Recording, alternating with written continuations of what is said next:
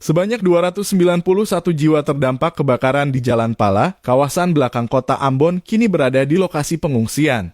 Ratusan jiwa itu terpaksa mengungsi di pangkalan pelabuhan Slamet Riyadi Ambon. Pantauan tribunambon.com di lokasi, para pengungsi ini hanya tidur beralaskan tikar dan terpal. Kondisi ini terlihat saat penjabat wali kota Ambon, Bodewin Watimena bersama para stakeholder meninjau lokasi pengungsian. Para pengungsi ini juga mengeluhkan kondisi mereka yang sedang lapar lantaran belum makan sejak malam kejadian. "Pak, kita juga belum makan dari malam, sekarang sangat lapar," ujar salah satu pengungsi di hadapan wali kota. Diketahui dari peristiwa tersebut, 1 orang meninggal dunia dan 3 mengalami luka-luka.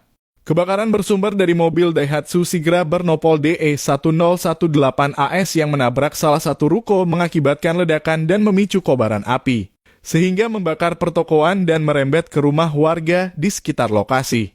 Bantuan untuk stimulan membangun rumahnya, kalau tidak bersertifikat tidak dikasih.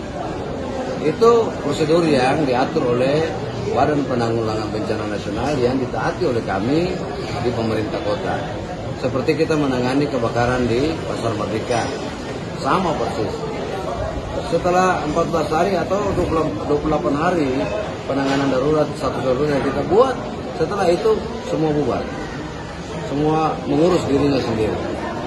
Kalau rumahnya bersertifikat, kita punya mekanisme sampai dengan 10 tanggung jawab pemerintah kota, 10 sampai 30 tanggung jawab pemerintah provinsi, di atas 30 itu tanggung jawab pemerintah pusat.